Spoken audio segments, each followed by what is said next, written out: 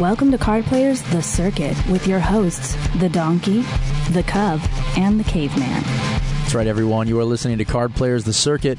We are broadcasting on Sports Byline Radio on Sirius Channel 122, on cardplayer.com, and on the iTunes Music Store as a podcast. Scott Huff, Gavin Smith, and Joe Sebok right here in our studio at the Bellagio Fontana Room.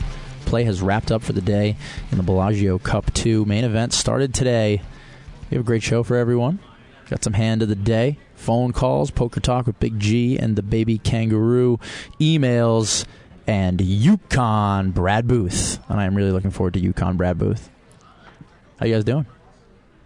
Smashing, baby. Are you looking forward to some Brad Booth? I want to get him out there in the world. I mean, the people out in TV land aren't going to know him for another couple months when the Mandalay Bay show drops. It has not dropped. I do not believe it's because for next season. It won't be on for a long time. It'll be on for a while. It won't be on until next March. When I say a few months, I mean like half a year. He's such a good kid. Yeah, Brad's a good kid. He's a cool guy. I'm looking forward to a good interview from Brad. So, as I mentioned, the start of the Bellagio Cup today. Joe, you were initially slated to play. You decided not to. Is that why you played down at the Rio? Yeah, I was so tired. I woke up and I just knew that it would be a waste of $10,000. So I elected not to play in that. And instead, I went and played in the 1500 event at the World Series. How did you? I got some chips. I just had an overpair versus overpair situation, probably in the third hour or so. And I just decided to go for it and try to build up. But he had a bigger overpair. So I got knocked out.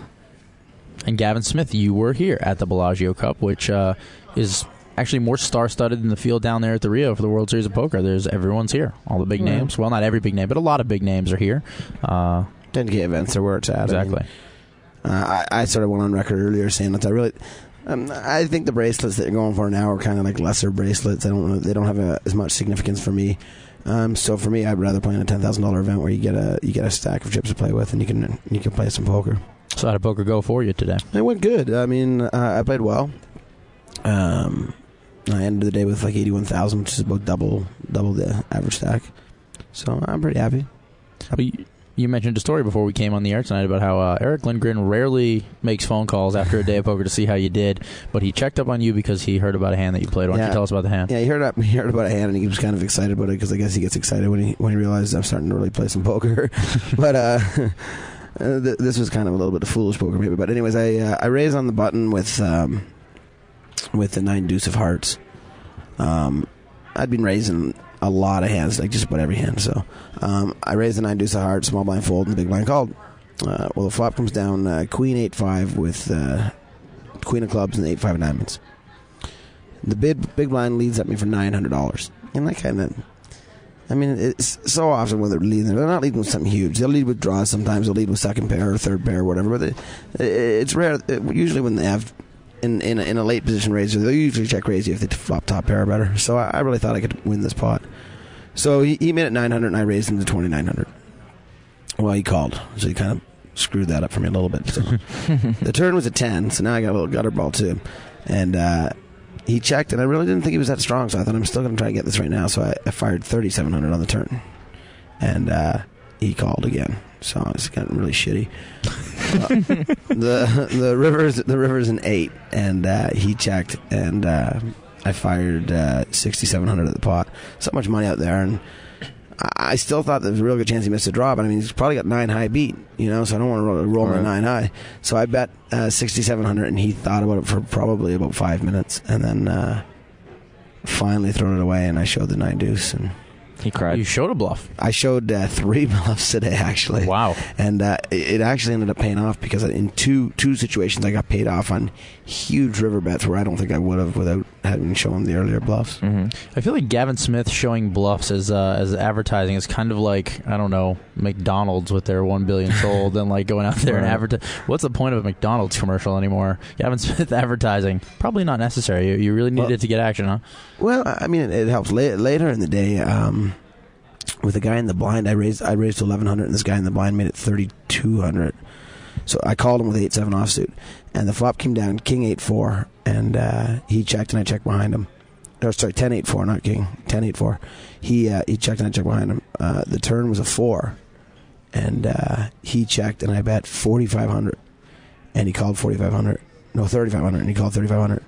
The river was an 8, and he checked, and he only had about 17,000 left, and I bet 11,000, and he called the 11,000 with an ace, and I really believe that. You know, he called you with ace high. Yeah, because there was 2 pairs on the board. Right. I really think that call was partially because of the bluffs I showed.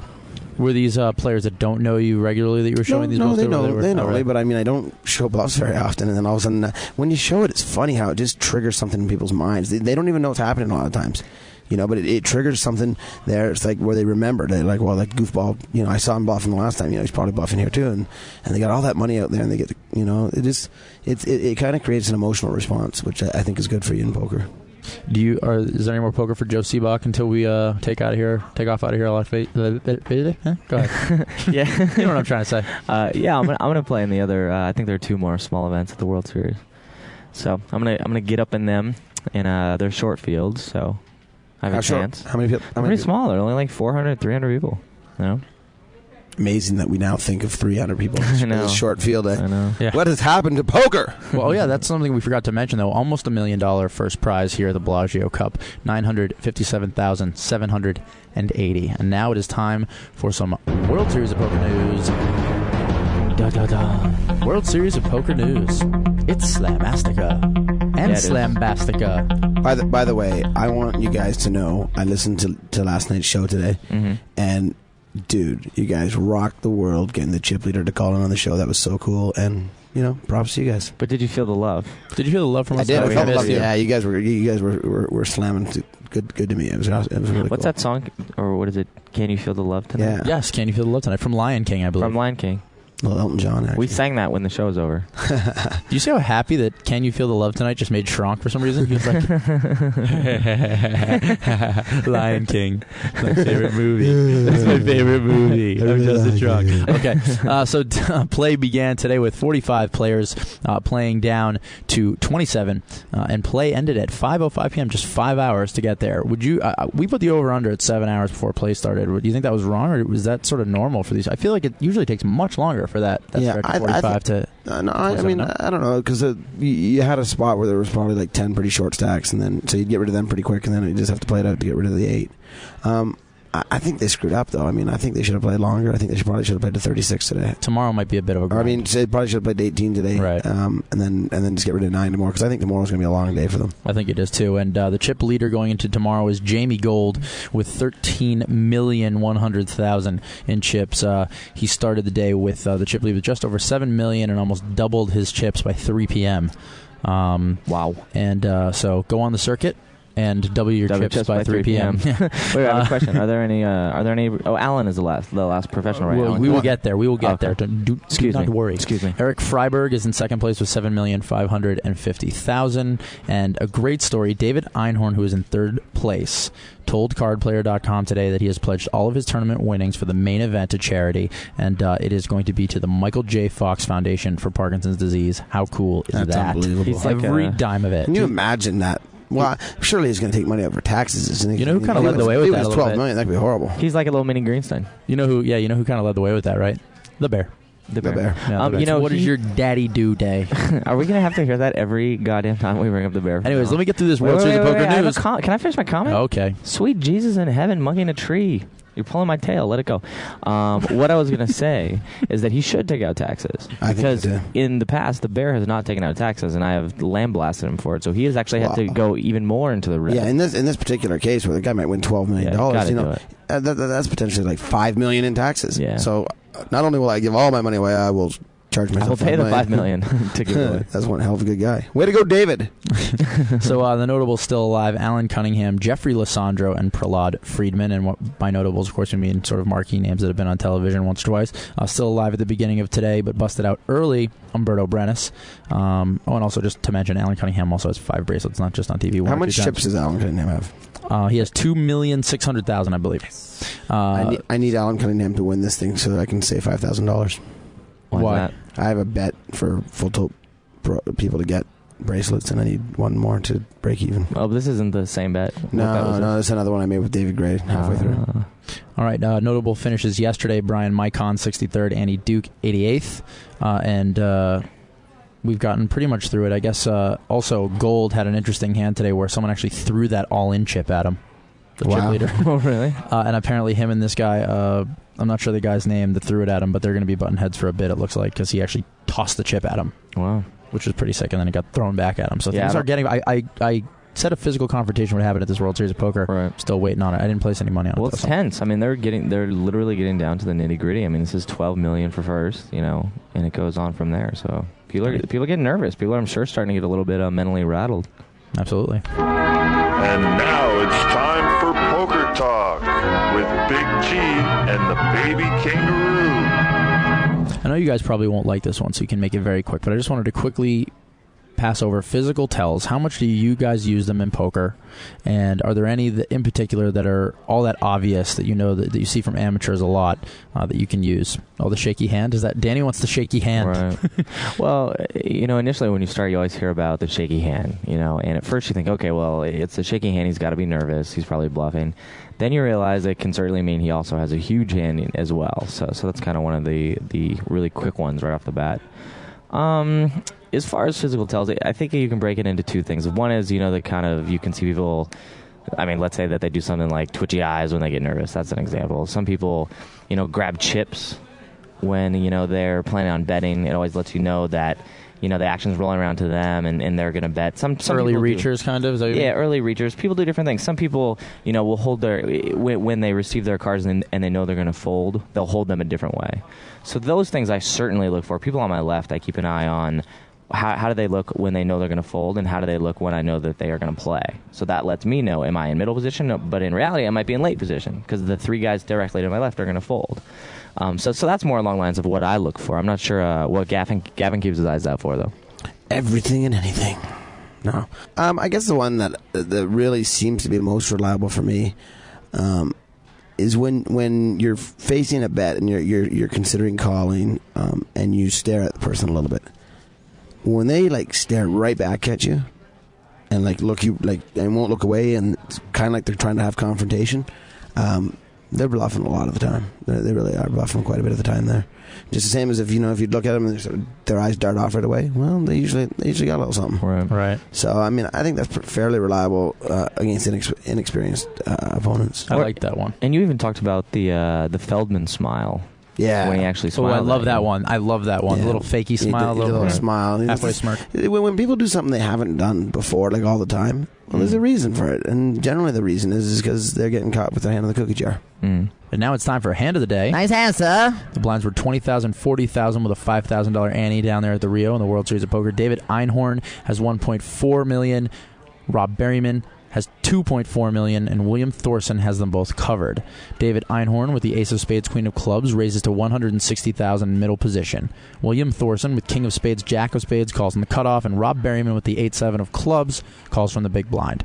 The flop comes down Queen of Spades, 9 of Clubs, 5 of Clubs, so Queen 9-5, 2 Clubs, and Berryman with the 8-7 of Clubs checks. Einhorn, the fellow with Ace Queen, bets $400,000, and Thorson, the fellow with King Jack, raises to $1.3 million.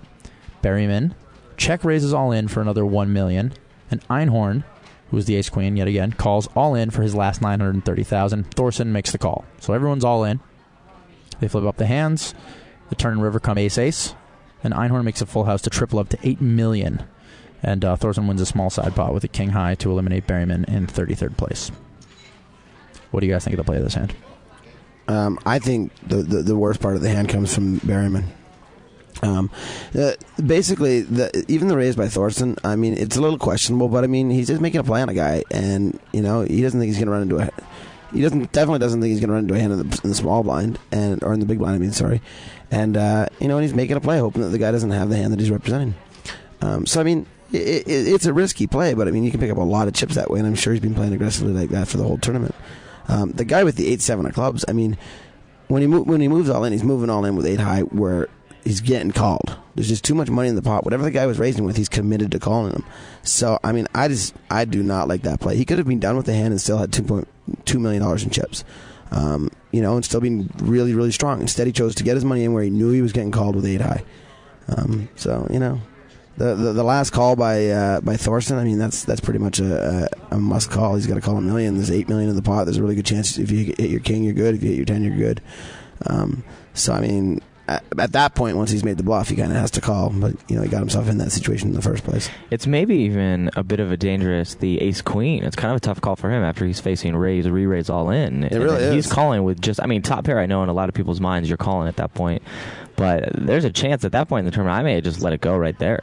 It was pretty wild, in which case Thorson would have won the hand because the other guy goes a little cuckoo. Right. But and Thorson, especially when he's got the other guy covered too, so he's going to have side pot potential. So I think the 8-7 up close played it poorly. All right, we'll be back right after this with phone calls and emails for us right here on the circuit. The circuit. Hi, I'm Howard Lederer, and here's my tip about playing pocket aces. While this is the strongest starting hand in poker, you can easily lose if you don't make your opponents pay to see the flop. For example, if you don't raise the blinds and the flop comes 7-6-6, you could have let a player hit trip sixes by giving them a cheap flop. Remember, it's better to win a small pot than lose a big one. To learn more about playing pocket aces, visit FullTiltPoker.com, where you can learn, chat, and play with the pros. Welcome back to the circuit, everyone. We are broadcasting on Sports Byline Radio on Sirius Channel 122, on CardPlayer.com, and on the iTunes Music Store as a podcast. Scott Huff, Gavin Smith, and Joe Sebok talking a little poker. Gavin, found an interesting fact about you on the internet today. This Wikipedia thing is pretty cool. There's an auto racer from Dublin, Ireland. From Ireland, yeah. Who has the same name as you, Gavin Smith. He won Ireland's Fiat Punto Championship in 1998, winning 12 times before tying single-seaters for the next year. I know what none of this means, by the way. In 2000, he was in British Formula Renault before moving up to the scholarship class using year-old cars at Formula 3.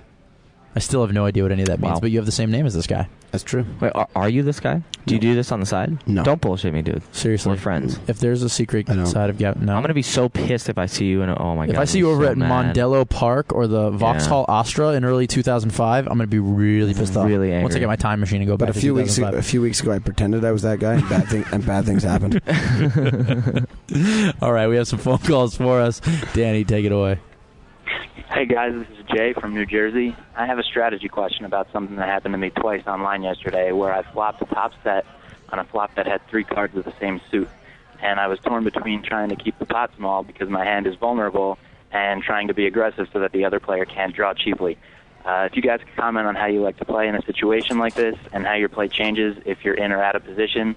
Also, what clues do you look for to decide whether they're drawing or if they've already made a flush? Thanks for taking my call. I love the show.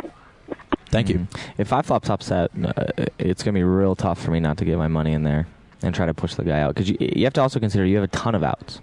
You're going to have the board to pair with the cards on the flop as well as, it's very unlikely, but you can also hit your quads. And then you're going to have another set of 3 outs on the turn. So even if the guy does have his flush, you have a lot of outs to draw out on him at that point. Ooga Booga doesn't like it. Chime in. I just differ on Joe. Filling up a hand is not a ton of outs in my mind. It's not like it's an up and down straight and a flush draw. It's, you've got 7 outs and then 10 outs. It's you're not a favorite to fill it up. Mm-hmm. You've got less chance of filling up than you've got of hitting a flush.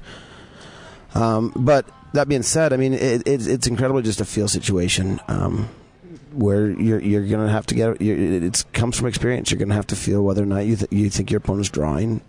Or whether he's got a made hand, and if he's got a made hand, keep it small, because lots of times a made hand too doesn't beat your set. So keeping it small isn't the end of the world. A guy might have a made hand, and he's got a made hand, but it happens to be second set, right, where you got him screwed.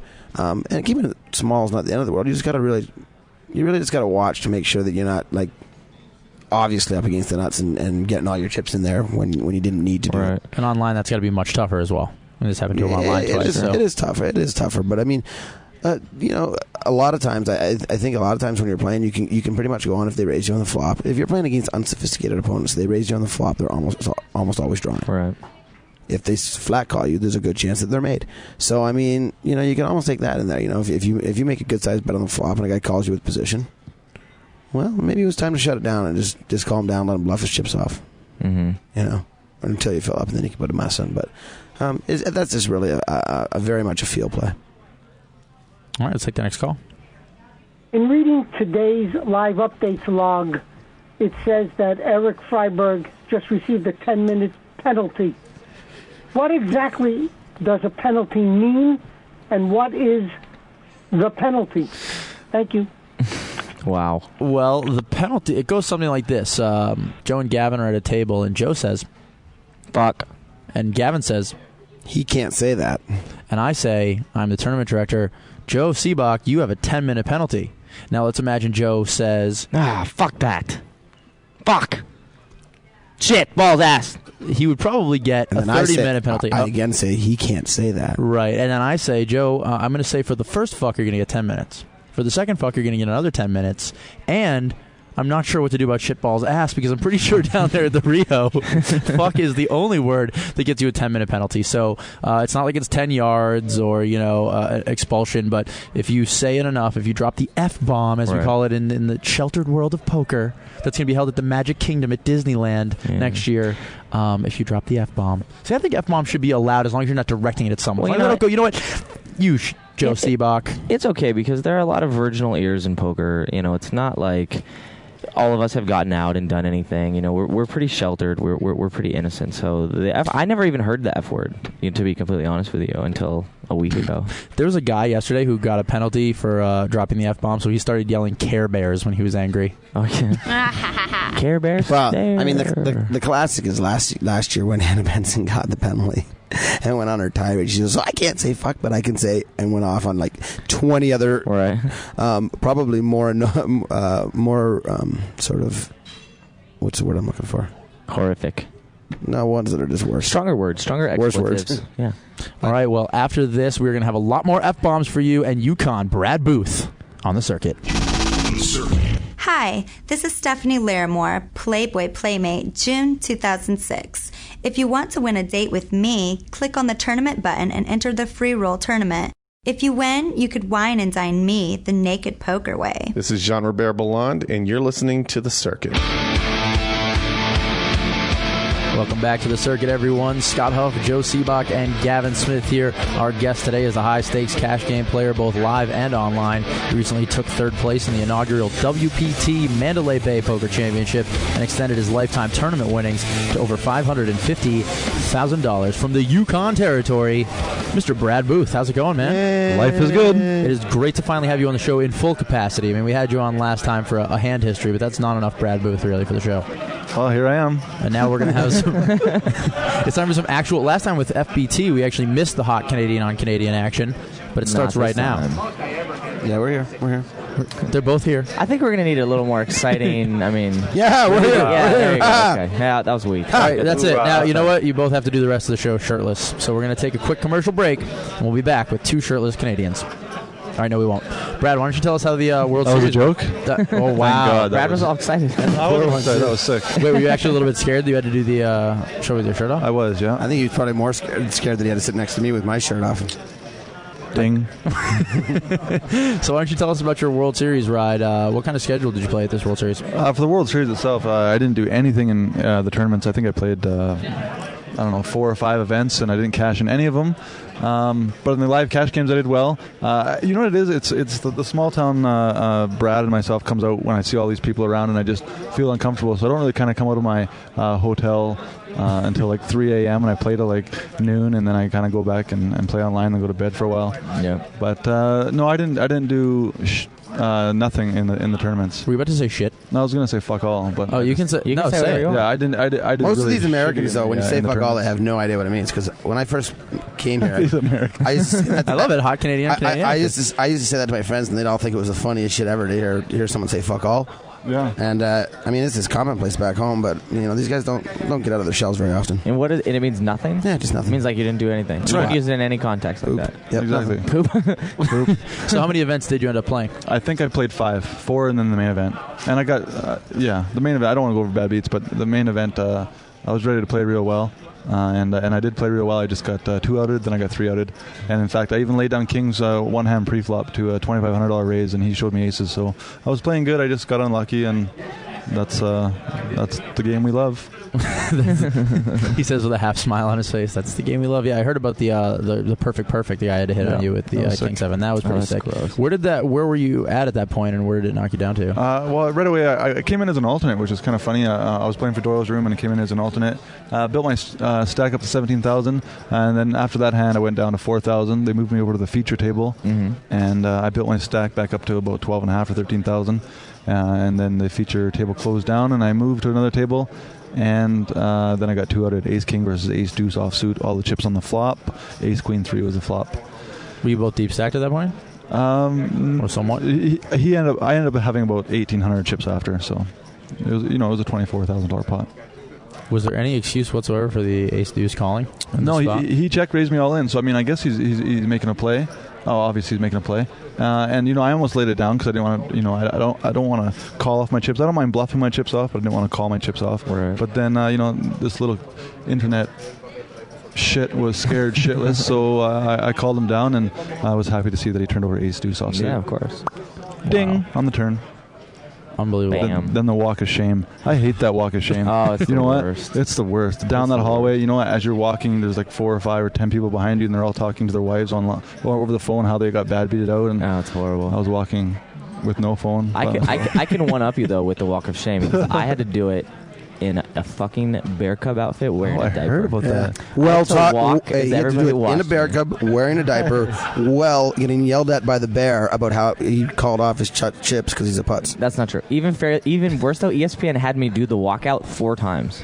So they wait, multiple cuts of it? After the second time I said, you guys, seriously? I'm starting to get angry. And I love the ESPN guys. I'm really good friends with them all. But I was like, this is not cool. I'm wearing a diaper. I just bust out the main event. I want to leave the Rio right now. That's fucking great. I wish I'd have been there for that. Oh, man, it hurt. I should have been there drunk. I could have really yelled at you and stuff. It would have been great. I would have cried. It was too much. Remember I said if I made a final table, I was going to get my tooth fixed? Yes. Ding.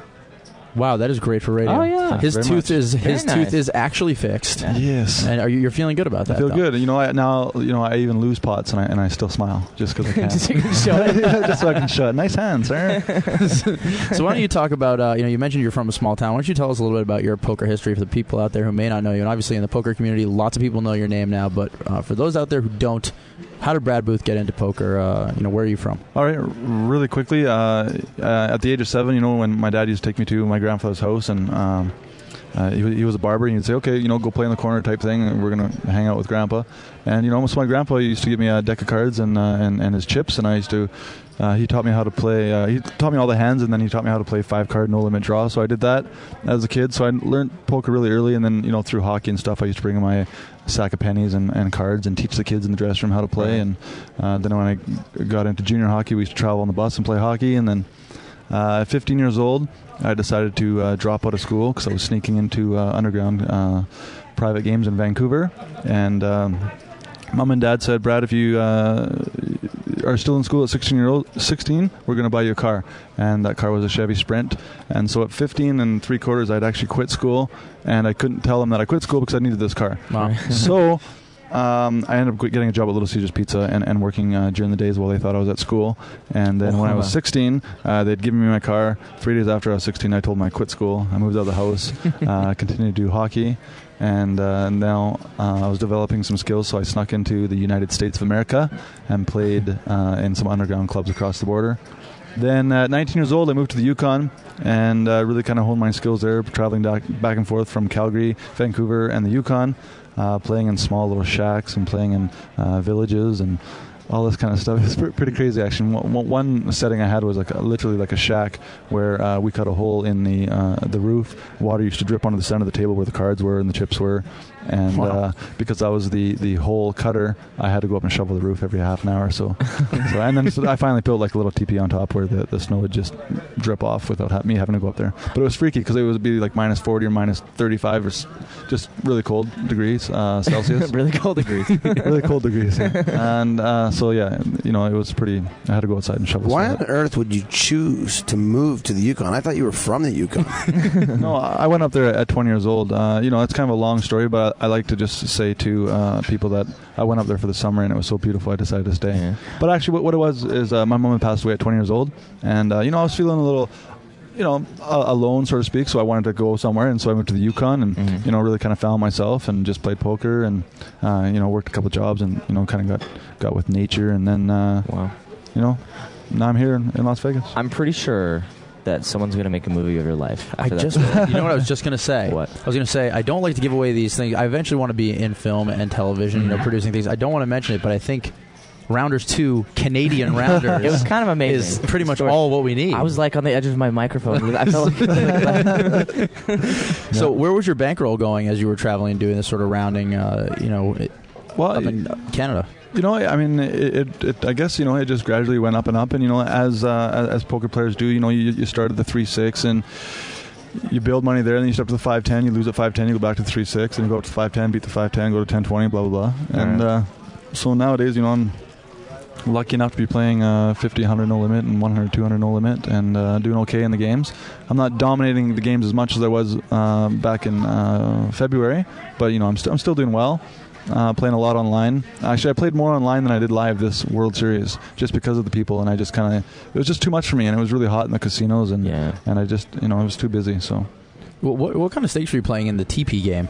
The TP game was a maximum $20 bet, no check raise, no Texas Hold'em. What do you mean no check raise? No check raise, no check raise. No, I mean, I know what you mean. What it means is you're not allowed to check raise. You're not allowed to check Thank you. That's how our family. And you know what it means by maximum $20 bet? It means the most you can bet is $20. 30, right? No.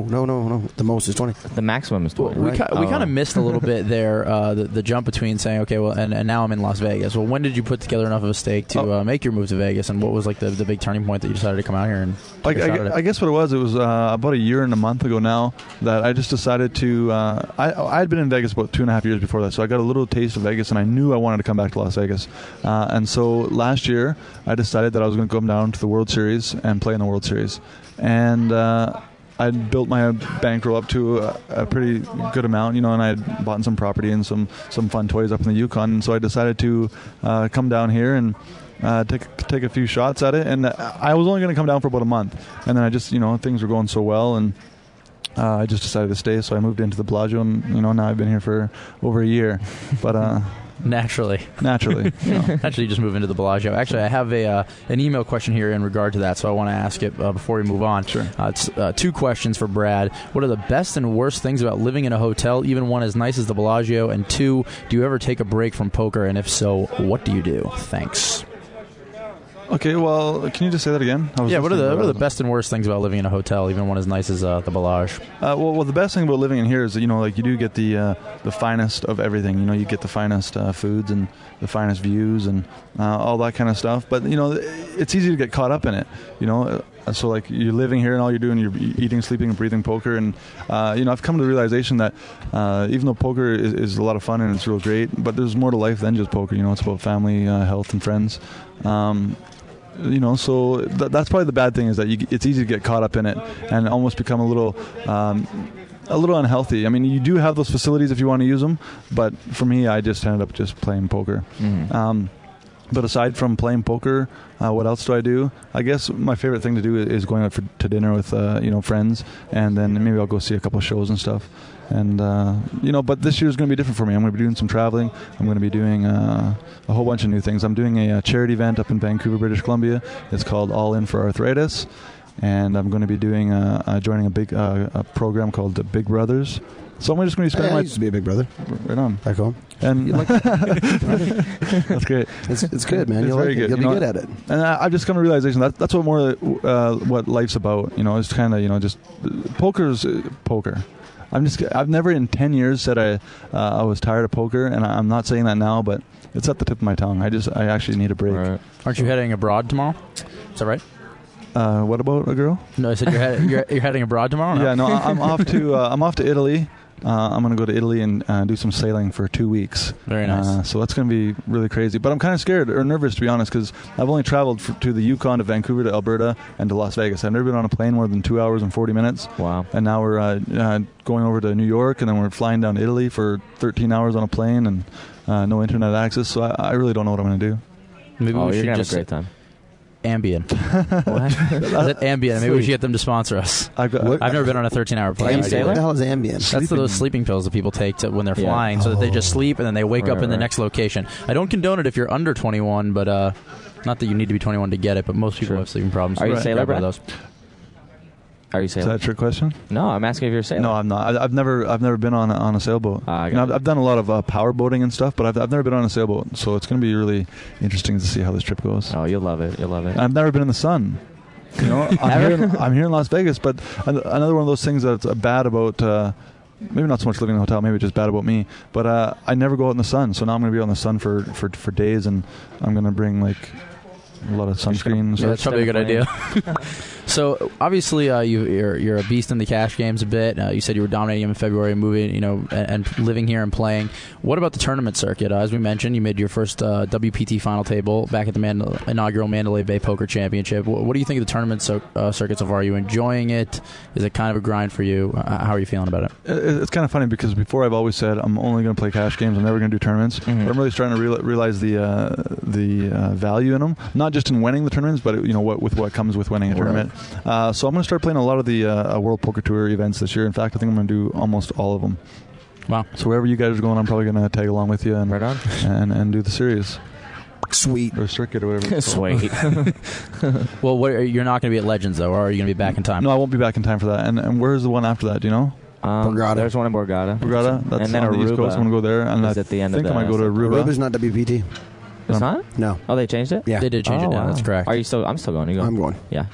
So I've noticed. I noticed the other night when we were over at the Win and I was playing in the 1-3 game, and you were in I think like a 10 1/4, fooling around or something, and then jumped in a pot limit Omaha game. Your demeanor at the table seems really goofy. Like you have a good, just like you are in person. You have a good time. You seem real relaxed and a nice guy. At the table, I noticed you a funky little move you pulled. You took a picture of your whole cards with a camera phone and then slid it to someone at the table.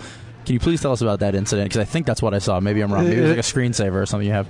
It is what you saw. Like, for instance, I raise and get re-raised, and then maybe I'll put a guy all in, and then he'll sit there and hum and haw, and then he'll finally fold. And if you want to, like, rather than show the whole table a bluff, maybe you just want to show him the bluff. So you decide just to take a picture of your whole cards and then slide him over the phone. He can see the picture you just took. I don't know where I get some of these ideas from. I just kind of psychological warfare. Would you say that your game is quite psychological or not? I mean, I use a lot of table-friendly banter, so I mean, it's great for me. That's why when in the Mandalay Bay tournament I wasn't allowed to use it anymore. It kind of threw me off a little bit because Jack came over and said that I wasn't allowed to say certain things. Which if that's tournament rules, that's fine. But for cash games, I've always used it my whole life. So it was. For instance, fuck yeah. For instance, what kind of things do you do that you're talking about that you were banned from doing? Well, what kind of table chatter do you use, and how do you use it? The table chatter I was using when I was in the Mandalay Bay tournament was towards a gentleman who I was just trying to induce a call, like verbally, like saying, "I know you missed your spade draw, and I know you're going to call me with ace high." And I thought he had a pocket pair, and he ended up having pocket tens or something like that. Mm-hmm. But and I had the stone cold nuts. But I just verbally talked him into calling, by saying you're about to make the call of your career type thing. And then, but I don't mean anything by it. That's just poker as far as I'm concerned. I wish we went back to those days. It used to be allowed. Absolutely. I mean, it used to be cool. It used to be, you could turn your whole cards over and look and try to get a reaction. I mean, I always thought that was always part of poker, and I wish it was again. Yeah, me too, 100%. I think they don't do it now because of maybe collusion and things. But I mean, that only ever happened when it was heads up, so it's hard to call that collusion. Absolutely, I agree with that. I mean, there should be no table banter if it's a multi-way pot, but once it's heads up, I think everything should be fair game. Right. Well, I don't know if it's so much collusion. I think it's just the corporatization, if you will, the game. Okay, I right. mean, it's just true enough. It's kind of a pain in the ass, but it's happened to so many things, throughout the United States. As they get bigger and bigger, suddenly corporations jump in and they don't want it to look shady at all, right? They don't want it to look shady at all, or like people are angle shooting. I guess that's part of the game, right? Yeah. I mean, for me, it'll continue to be part of my game forever, and if they don't allow it, then I guess I'll have to start my own private game. But no, I'm just kidding. So, where do you, as a cash game player, where did you see the biggest jumps in skill level? Where were I guess the way I kind of want to phrase the question is, if someone was walking in here today into the Bellagio with, say, an infinite bankroll, right, but only limited skills, they only played, let's say, 1-2 or 2-5, no limit, and where do you think that they could play up to until they reached a wall where their skill level and the moves that they were seeing, the plays that they were seeing, the bluffs that people were making, whatever it is, would drastically decrease their chances in the game? Well, probably as little as 10-20, to be honest, because there's a lot of the local players that play in the 10-20 no limit game, which is still a big game. Like you can't lose appreciation for the dollar. 10-20 is a big game. People sit down with $4,000 or $5,000, $10,000, and so it's a lot of money. So I mean, if this guy who's got a lot of cash can easily go through $100,000 in 2 weeks or a month if he decides to sit down with 10 or 20,000 at a time. Because a lot of these locals, they're quick. They don't miss much. So I'd say the 10-20 level, and then anything above that, they're just going to get annihilated. Wow. All right. Well, we have a couple phone calls for you. We'd like to play. Danny, take it away. Hi, this is Bill from Janesville, Indiana. I have a question for Brad Booth. I was wondering on the high-stakes poker when early on he got straight flush, and he told Daniel that he had the straight flush, if he was just telling Daniel that to induce a call, or if he was hoping Daniel maybe had the flush and just wanted a call, or if he made a mistake, kind of blurted it out, or if he genuinely didn't want Daniel to call, didn't want him to lose money. So that's it. Thank you guys. Love the show. Good luck to all you guys in future tournaments. I'm guessing you were worried about Daniel losing his money. No, Canadians have a pact. Canadians have a pact amongst one another that we try not to take each other's money. That's right. That's a good question, Bill. I've actually been receiving that question quite a bit lately. What it was is, I just set it out. I think about it after. Had he had the ace-high flush, it might have been a bad thing to say. But with me saying that, I didn't see me having too much to lose. I didn't think he was going to be able to call any type of raise there. I knew at best he probably only had the straight, which he did. I just kind of said it. What happened? Did he call you? No, he laid it down. So I just said it with, for the future, I could just say things and, people can see it on TV. And it just didn't bother me saying that at all. And then, at the end there I'd said, it's a Canadian thing and we're honest to each other and stuff like that. And it was real funny because then Jennifer Harmon had said that she had the 9 of diamonds, which was completely bullshit. And then I just said, I guess you caught me in a lie. So it was pretty entertaining. It was really cool to actually to watch, because I've never really watched myself on TV before or anything, so it was kind of funny to actually watch to see how I had handled that. But in all honesty, I was a little bit nervous just sitting down there because even though they had shown that is like my first hand, I'd actually won like the first 5 pots before that. So, I was kind of nervous because I had sat down, I picked up aces, and I picked up queens, and then I picked up ace-king, and then I picked up 8, 9 of diamonds and made a straight flush. And so it was almost like I was being cold decked. So I was kind of like, what the hell's going on here? Weren't you on TV up in Canada for a heads-up championship as well? Did they air that yet? Yeah, they aired that. They did. My friend James Lopashinsky had won that. He'd won first place. The guy had been teaching poker for years. So, I got to watch myself a little bit there as well. So it's cool. All right, we got the next call. What's up, guys? This is Nick from Reading, Pennsylvania. Love the show. Listen every day at work to get me through. This question is for Brad Booth. First of all, congratulations on the straight flush on high-stakes poker. That was pretty nice. And then calling it out and still getting some action there. My question is, the first time you came to Vegas, did you have a severe beating in store for you, or did you come in right off the street and take control? I understand a lot of the pros were giving you a lot of props, and I was curious how that went for you. If you have any good stories, I'd love to hear from it. Thanks, guys. Keep the show up. Thanks. Word. Well, yeah, actually, no, it was pretty good. The very first time I came down 3 years ago, I came down with a friend, and we'd stayed at the hotel, and I had done real well. Back then, I think I had made $16,000 in the 5 days I was here, and then I went back up to the Yukon Territory for 2 years, and then I came back down, and I pretty much was off to a good start right away, and then maybe a month or two in, it was a little bit rough, and then after that, it was just kind of all uphill. So it's been a really good run. That's when we first met, right? In the rough time. That's when we first met in the rough time at the win. Yeah. No. We met at the Rio. Oh, at the Rio. Playing blackjack together. We played blackjack at the Rio, and I kind of, what had happened is, and everybody needs to be careful, is this, that there are so many leaks and things that can happen to a person here in Vegas with gambling, women, drugs, sports betting. So you have to be really careful of that. And for my second time here, I kind of had a leak that I had patched up. I had ended up playing a little bit of blackjack at the Rio and lost some of my money that I had worked so hard to build. And then, but it was a really good wake-up call because I've kind of, I do it very rarely now. Usually when I have friends in from Canada, I'll set myself a budget of, maybe $1,000 and play at that. Right. But then when you're playing blackjack, you have 3 different types of people. You got the people that count, you got the people that play basic strategy, and then you have Brad Booth. I mean, this guy is a goofball. You think he's a goofball at poker? Watch him play blackjack. He just does the strangest shit you're ever going to see. And apparently it doesn't work that well for either of us. Your bankroll will be fuck all if you play blackjack. Exactly. And that's just it. Like if there's anything I could say for people that do want to sort of come to Las Vegas and sort of maybe come here and I don't mean this in an egotistical way, but follow the footsteps maybe I've done here in Las Vegas. What they have to do is you have to be really, really careful about those leaks. Like get them out of your system before you even get here, because this town will chew you up and spit you out so fast that if you don't have that personal self-discipline, you're fucked. All right, well, we are out of time, unfortunately, and this is the most disappointed I've ever been to let someone go out of the studio. I'm sure you have a lot of great stories. We are going to have you back on the show, 100%, if you would agree to do it. Have 100%. A great vacation. We appreciate you coming in, and can't wait to see you at the next WPT after the Legends of Poker. Thanks, guys. Brad really Booth, everybody. Thanks, Brad. Take care. Card Player is proud to announce that all books and DVDs will be 50% off for a limited time. From Doyle's Super System to Phil Hellmuth's instructional DVDs, you can find everything you need to improve your game at pokerstore.cardplayer.com.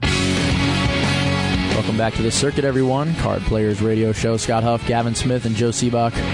I really want to write Canadian Rounders. Who's going to write it with me? All right, maybe I'll get one of the interns to do it down there at the World Series. They are covering it day in and day out. We have exclusive coverage of the main event of the World Series of Poker, and we will have it all the way through the very end on August 10th. So check it out, www.cardplayer.com. Live updates, chip counts, videos, and if you want to scroll down to the bottom of the page, there's a little radio show called The Circuit down there. So check it out. Gavin, why don't you have some news for us? Why don't you take it away? Yeah, yesterday I drove to L.A. to attend my friend Paul Hannum's memorial service, and it was a real touching thing. We all lost this guy way too early. He's got a baby on the way. He's got a baby girl that's going to be here in October, and we've decided to raise some money for his wife Sarah and their daughter that will be born in October. So there's a website set up called www.babyhannum.com. It's BABYHANNUM. And, you can go on there and you can donate some money to a really special cause. And the first donation was actually given by Phil Hellmuth, who donated $5,000 to the cause. And at the Legends tournament at the Bike, I'm going to be scouring the pros and getting lots of donations up for Paul's family. Is there a way that we can make it so people who donate $20 can get a Circuit polo that we have now? Is there a way we can do that, set it up so we can find out who their names are and ship them out a Circuit polo?